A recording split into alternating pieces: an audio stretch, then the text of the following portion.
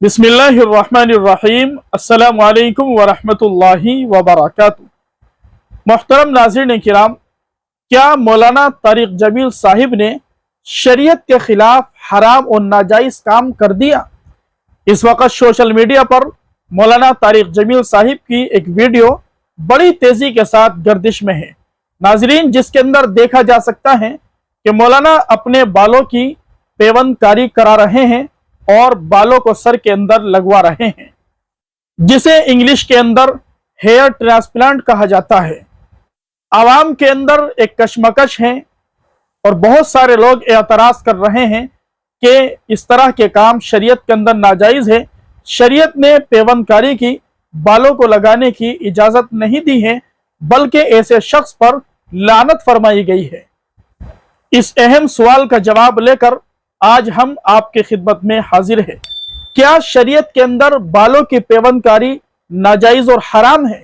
इंसान अपने सर के हिस्से में या जिस्म के दूसरे हिस्से में कौन से बालों को इस्तेमाल कर सकता है और लगवा सकता है?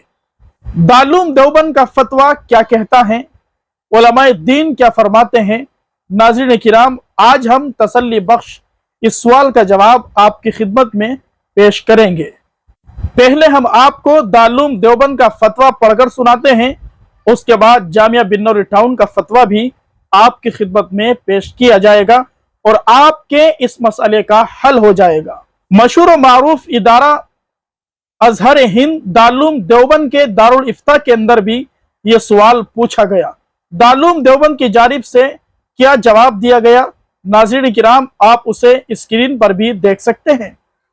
दारूल देवबंद का फतवा यह है, बिस्मिल्लाहिर्रहमानिर्रहीम, गंजेपन के ऐब को दूर करने के लिए अपने ही सर के एक हिस्से के बाल निकालकर दूसरे हिस्से में लगवाने की गुंजाइश है, लेकिन महज बाल गिरने की वजह से इस तकल्लुफ की जरूरत नहीं और किसी गैर के बाल लगाने की भी इजाजत नहीं। नाज़रीन किराम, मसला निकल कर ये आया है, अगर इंसान अपने ही बाल निकलवाकर जिस्म के किसी भी हिस्से में लगवाता है या सर के बाज बाल उखाड़कर सर के बाज हिस्से में लगवाता है तो शरीयत के अंदर इसकी गुंजाइश है, लेकिन किसी दूसरे के बाल अपने सर के अंदर लगवाना या जिस्म के दूसरे हिस्से में लगवाना शरअन इसकी इजाजत नहीं है। मौलाना तारिक जमील साहिब ने जो पेवंदकारी करवाई है और हेयर ट्रांसप्लांट कराया है, मौलाना ने अपने ही सर के बालों को उखड़वा कर अपने सर के बाज हिस्से में लगवाया है, जो कि हमारे फुकाहा ने इसको शरअन जायज करार दिया है, जैसा कि आपने अभी दारूल के फतवे में भी सुन लिया। दारूल देवबंद का एक दूसरा फतवा यह भी है, बगैर जरूरत बालों की पेवंदकारी जायज नहीं, अलबत्ता जरूरत के वक्त बाज उलमा इस शर्त के साथ इजाजत देते हैं कि बाल इंसान या खिंजीर के ना हो, वरना बहर सूरत उनकी पेवंदकारी जायज नहीं। किसी दूसरे इंसान के बाल लगवाना या खिंजीर के बाल लगवाना इनकी शरअन बिल्कुल भी इजाजत नहीं है। नाज़रीन किराम, ये था दारूल देवबंद का फतवा। अब हम आपके सामने बिन्नौरी टाउन कराची का फतवा आपकी खिदमत में पढ़कर सुनाते हैं। किसी शख्स के सर या जिस्म के एक हिस्से के बाल लेकर उसी शख्स के सर के दूसरे हिस्से पर बजरिए ऑपरेशन इस तरह लगा देना कि वो आम बालों की तरह बढ़ते भी रहें और इस तरह पेवस्त हो कि अलहदा ना किए जा सकते हो, तो इस तरह की पेवंदकारी की गुंजाइश है। ताहम गंजापन दूर करने के लिए इस तरह पेवंदकारी और ऑपरेशन की मशक्कत उठाना किसी खास जरूरत या शरई मजबूरी के तहत दाखिल नहीं, इसलिए अगर इस किस्म के ऑपरेशन से बचा जाए तो बेहतर है। तिरमिज़ी शरीफ में हजरत इमरान बिन हुसैन रज़ियल्लाहु ताला अन्हु से मनक़ूल है कि रसूलुल्लाह सल्लल्लाहु अलैहि वसल्लम ने दागने से मना फरमाया है। रावी कहते हैं, बस जब हम बीमार हुए तो हमने दाग लगाया, लेकिन हमने मर्ज से छुटकारा नहीं पाया और ना ही कामयाब हुए। आगे फतवे के अंदर लिखा हुआ है, और अगर किसी दूसरे शख्स के बाद लगाए जाए तो इस तरह की पेवंदकारी शरअन जायज नहीं है। फ़क़त वल्लाहु आलम। नाज़रीन किराम, अब सवाल ये उठता है कि मौलाना ने अपने सर के बालों के अंदर ये पेवंदकारी क्यों कराई? इत्तिलाअत के मुताबिक सुनने में ये आ रहा है कि हजरत मौलाना तारिक जमील साहिब के सर के अंदर दर्द रहता है।